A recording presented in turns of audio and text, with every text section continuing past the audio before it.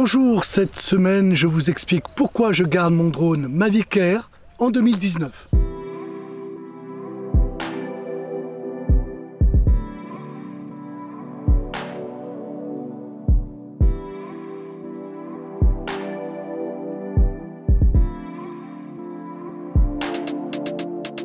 Si vous êtes nouveau sur la chaîne, je vous souhaite la bienvenue. Je m'appelle Daniel et sur cette chaîne, on parle de photos, de vidéos et de drones.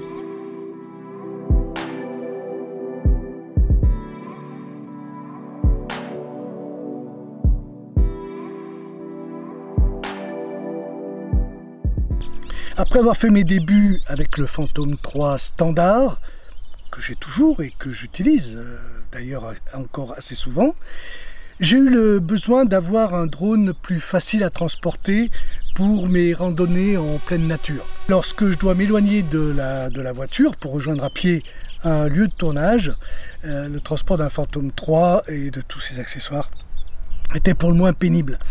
Alors en juillet 2018, j'ai opté pour le drone de DJI, le Mavic Air. Alors plusieurs critères ont guidé mon choix et le plus important est évidemment l'encombrement.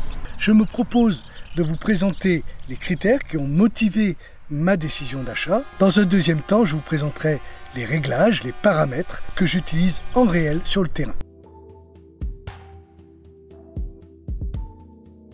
J'ai choisi le pack Mavic Air Fly More Combo parce qu'il permet d'avoir des accessoires supplémentaires. Le drone se présente dans une mallette de transport rigide.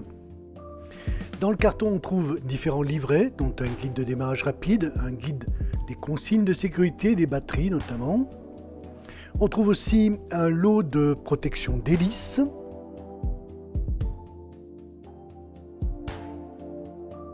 Le sac de transport est de grande qualité, très bien fini, et dans lequel on trouve la radiocommande ainsi que 4 paires d'hélices de rechange. Un câble USB type C, 2 câbles de radiocommande USB-C micro USB, une paire de joysticks de rechange et un adaptateur USB. On dispose de 3 batteries de vol intelligentes. On y trouve aussi la station de charge qui permet de charger jusqu'à 4 batteries et 2 accessoires USB, pour la radiocommande par exemple. Il y a aussi un adaptateur pour utiliser une batterie du Mavic Air comme batterie externe pour recharger un smartphone par exemple. Voilà pour le contenu du sac de transport que j'utilise tout le temps dès que je dois me déplacer avec le drone.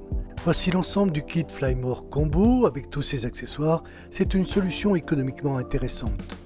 Allez, on passe maintenant au déballage du drone. Il est dans sa mallette de transport rigide. Et quand on ouvre cette mallette, on trouve le Mavic Air qui est vraiment tout petit. J'ai choisi la couleur blanc mat qui est absolument superbe. Pour déplier les bras arrière, il faut faire un mouvement de rotation vers le bas. Pour les bras avant, il suffit de les écarter du corps de l'appareil, puis de déplier les trains d'atterrissage à antenne intégrée situés sur les bras avant.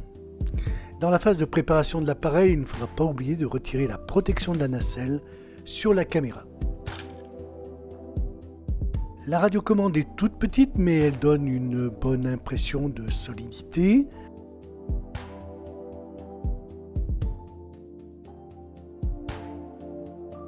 De chaque côté, les brides de fixation d'appareils mobiles cachent les manches de contrôle que l'on visse sur leurs emplacements, ce qui permet de ne pas les casser lorsqu'on range la radiocommande.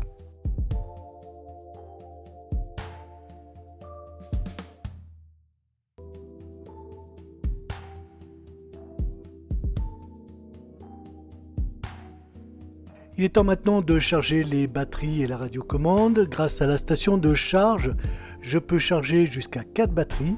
Il suffit de brancher l'adaptateur secteur sous la station à l'aide du connecteur. On place les batteries sur la station de charge et il faut compter environ 2 heures pour recharger les 3 batteries.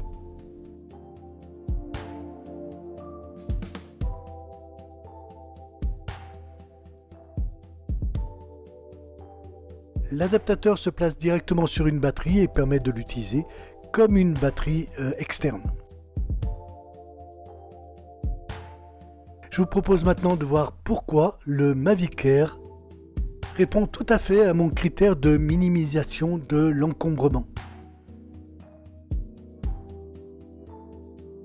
Tous ces éléments rentrent dans la mallette de transport.